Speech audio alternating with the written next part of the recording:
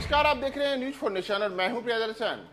पटना के कुख्यात सुपारी किलर की गोली मारकर हत्या कर दी गई है। जी हां, इस वक्त की एक बड़ी खबर पटना से आ रही है, जहां कई आपराधिक घटनाओं को अंजाम देने वाले एक कुख्यात सुपारी किलर का शव मिला है। और शव जो मिला है उसमें यह साफ तौर पर देखने को मिला है कि उसकी हत्या गोली मारकर की गई है।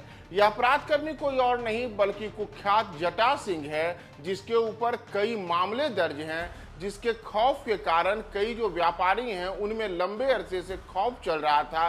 उस जटा सिंह की गोली मारकर हत्या कर दी गई है और पटना का कुख्यात जटा सिंह अब ढेर हो चुका है।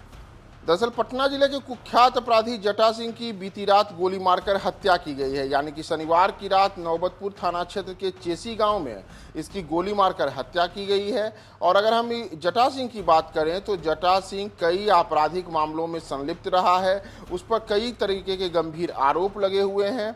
और नौबतपुर थाना के अध्यक्ष प्रशांत कुमार भारद्वाज की मांगे तो मौके वारदात पर मृतक के शव को कब्जे में लेने प्रयास जुटी हुई है। साथ ही पुलिस को एक एसयूवी कार भी बरामद हुई है, जिसके अंदर से काफी सारा खून लगा हुआ है।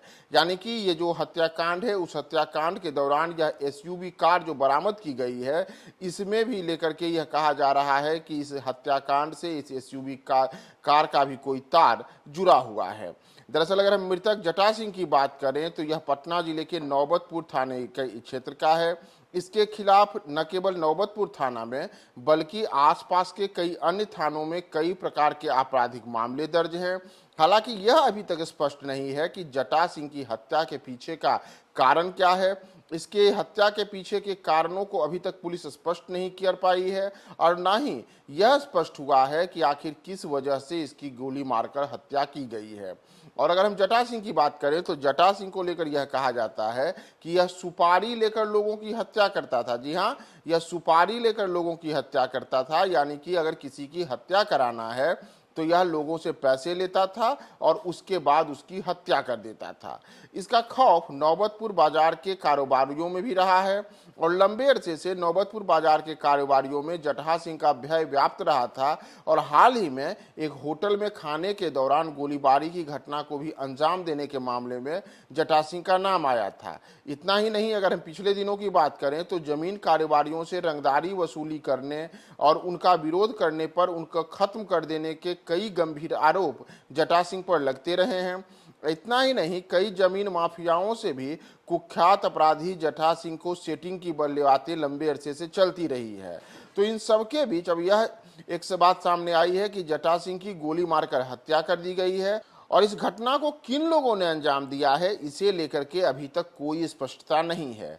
और ये जो जटा सिंह है जिसकी जहां हत्या हुई है, उसके बारे में कहा जा रहा है कि नौबतपुर थाना क्षेत्र के चेसी गांव में किसी के जन्मदिन पार्टी में जटा सिंह को घर से बुलाया गया था और उसी दौरान बाद में उसका शव मिला है।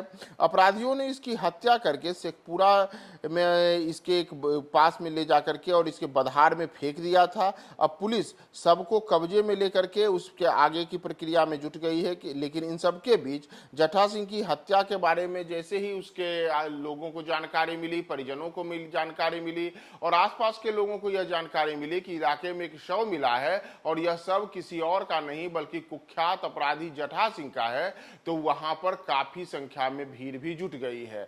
तो पटना जिले के लिए एक बड़ी खबर यह है कि पटना का कुख्यात अपराधी जिसके ऊपर कई प्रकार के गंभीर आपराधिक आरोप लगे हुए थे, वह जटा सिंह अब ढेर हो चुका है और किसी ने उसकी गोली मारकर हत्या कर दी है।